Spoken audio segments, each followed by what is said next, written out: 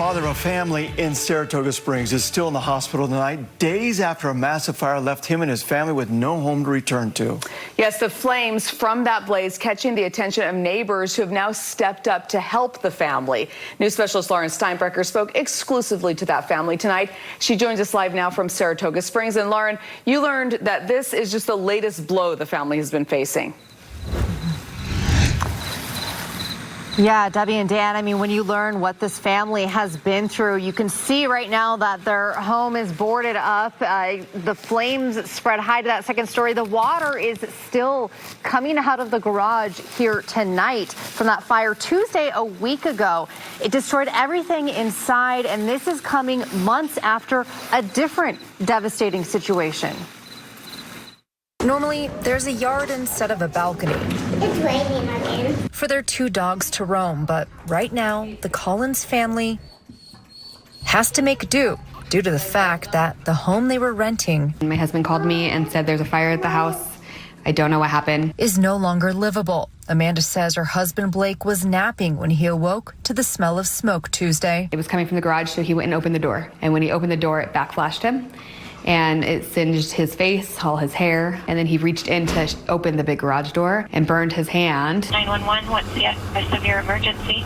Saratoga Springs, you probably already have some calls. It looks like a house fire. Blake ran out. Firefighters had to save their dog Carbon, who was trapped upstairs, and neighbors found Oreo escaped outside.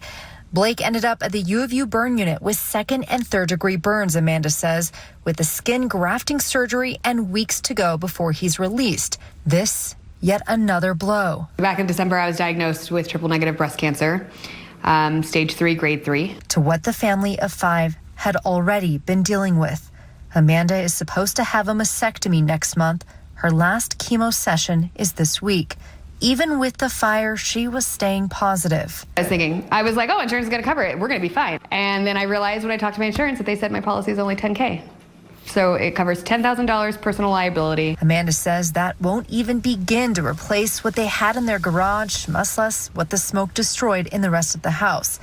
As they start over, it's not all bad news. The community really rallied, and they gave all my kids clothes and toys. She's thankful for the neighborhood's support, and that despite everything they've been through, her family is safe. So that's really all that matters.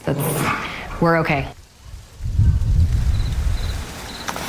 Yeah, and Blake should be able to recover and be okay as well. Now, Amanda really telling people to check your renter's insurance, see what is in the policy. Don't wait until this happens to find out. Now, I did talk to Saratoga Springs Fire. They said that they're still investigating how exactly this fire started. All they know right now is that it began in the garage. Dan and Debbie. All right, Lauren, prayers to that family tonight. Thank you so much.